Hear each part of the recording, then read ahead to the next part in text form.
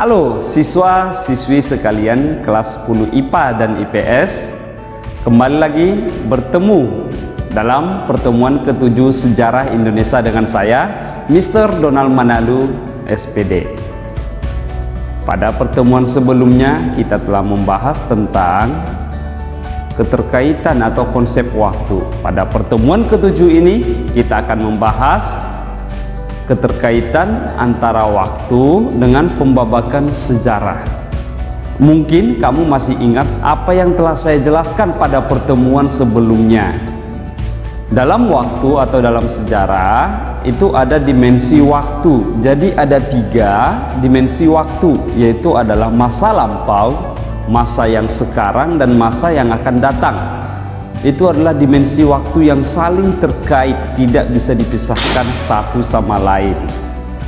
Dan dimensi waktu yang tadi itulah yang menjadi satu kesatuan. Ingat, ada 3 tadi: masa lampau, masa yang sekarang kita jalani, dan masa yang akan datang. Dari masa lampau lah kita belajar untuk hidup masa kini, dan masa kini adalah persiapan untuk masa yang akan datang. Yang kedua adalah makna perubahan dalam sejarah. Perubahan adalah suatu gejolak yang biasa terjadi dalam kehidupan bermasyarakat. Setiap masyarakat pasti memiliki yang namanya gejolak.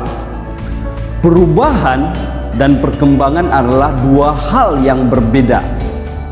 Jika perkembangan adalah sesuatu yang terjadi dalam masyarakat dengan tempo yang sangat lama, atau lebih kamu kenal dengan istilah evolusi, sesuatu perubahan yang sangat lama, itu adalah perkembangan.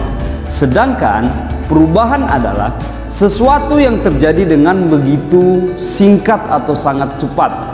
Itulah yang kamu kenal dengan yang namanya revolusi. Contoh adanya perubahan dalam masyarakat adalah gerakan nasionalisme di Indonesia. Mungkin kamu masih ingat sejarah bangsa Indonesia. Jauh sebelum kita merdeka ada yang namanya Pergerakan Nasional Indonesia yang memperjuangkan kemerdekaan bangsa kita. Ketika kita membentuk organisasi, baik itu Budi Utomo Indische Party maupun Syarikat Islam, itu jauh sebelum itu ada yang namanya gerakan nasionalisme. Faktornya itu ada faktor dari dalam dan dari luar. Dan dari faktor dari luar inilah yang banyak mengakibatkan perubahan nasionalisme itu berkembang dengan cepat di negara kita.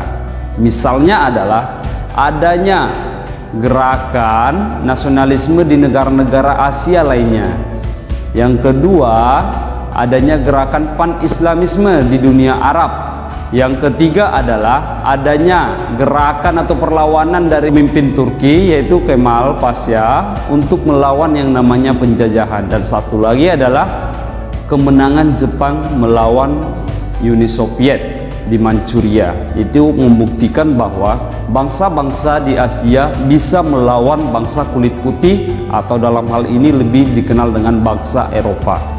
Dari situlah nanti para pemimpin atau tokoh-tokoh bangsa semakin mengumpulkan niatnya untuk memerdekakan bangsa ini. Itulah awal daripada pembentukan organisasi lainnya, baik itu organisasi Budi Utomo dan organisasi lain.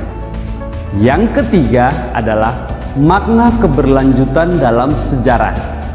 Seorang pakar sejarah dari Indonesia, yaitu Dr. Ruslan Abdul Ghani, mengatakan bahwa pembabakan sejarah atau pembabakan waktu ada 3 dimensi, yaitu adalah masa lampau, masa sekarang, dan masa yang akan datang.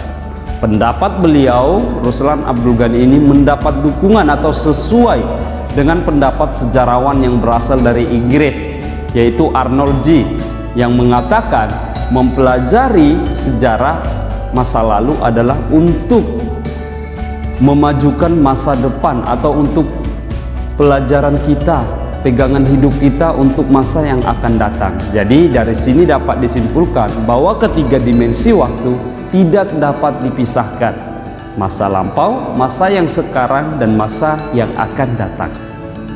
Adanya keberlanjutan atau kesinambungan dalam sejarah ini merupakan akibat dari jika suatu masyarakat hanya mengadopsi lembaga-lembaga atau pemikiran-pemikiran lama, tidak menciptakan hal-hal baru dalam masyarakat. Contohnya adalah ketika kolonial Belanda tiba ke negara kita, baik itu Portugis, Spanyol, dan Belanda ataupun yang lain, mereka melaksanakan yang namanya pengambilan upeti dari bawahan-bawahan jajahan mereka. Hal ini telah lama ada di negara kita, baik itu Sriwijaya, Majapahit. Setiap negara kerajaan bawahan mereka ambil upeti, bahkan mereka ambil nanti beberapa pekerja untuk dijadikan budak. Jadi dari sini kita dapat ambil bahwa kebijakan yang lama itu tetap diambil untuk kebijakan zaman penjajahan. Itulah yang disebut dengan keberlanjutan atau kesinambungan dalam sejarah. Ada pula yang terakhir adalah istilah pengulangan. Dalam sejarah ada beberapa peristiwa yang terjadi secara terulang. Memang pernah saya katakan sejarah adalah peristiwa yang abadi. Artinya abadi adalah terjadi sekali dan tidak akan terjadi untuk yang kedua kalinya. Tapi ada pengecualian. Sejarah bisa terulang tapi dengan pelaku yang berbeda dan mungkin tempat yang berbeda. Contohnya adalah mungkin kamu masih ingat sejarah bangsa ini adalah Orde Lama dan Orde Baru. Kalau Orde Lama dipimpin oleh Soekarno, Orde Baru dipimpin oleh Presiden Soeharto. Tapi ada satu kesamaan antara kedua pemimpin ini. Mereka sama-sama ketika zaman hampir kekuasaan berakhir, mereka didemonstrasi oleh mahasiswa maupun masyarakat sehingga sama-sama nanti turun dari jabatannya. Jika pada zaman Soekarno atau Orde Lama, beliau ditentang dengan tindakan yang tidak tegas terhadap G30 SPKI atau anggota-anggota komunis, sehingga banyak yang tidak suka terhadap beliau, sehingga beliau nanti lengser dari jabatannya sebagai presiden. Begitu pula dengan zaman Orde Baru, zamannya Soeharto. Mungkin kamu atau orang tua kamu masih mengetahui peristiwa itu dengan jelas. Pada tahun 98 bagaimana demonstrasi secara besar-besaran di negara kita ini untuk melengsarkan yang namanya Soeharto dari tahta kepemimpinan. Dan itu adalah kesamaan daripada kedua itu. Kemarin atau minggu lalu saya juga sudah memberikan contoh lagi yang lain, yaitu adalah contohnya Perang Dunia I dan Perang Dunia Kedua.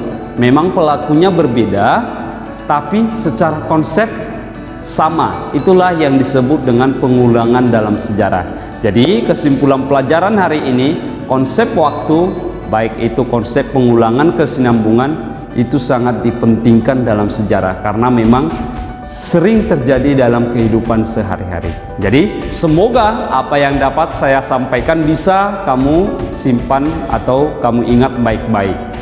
Oke, sekian yang dapat Sir Donald sampaikan. Jaga kesehatan dan tetap mendekatkan diri dengan Tuhan Yang Maha Esa. Terima kasih.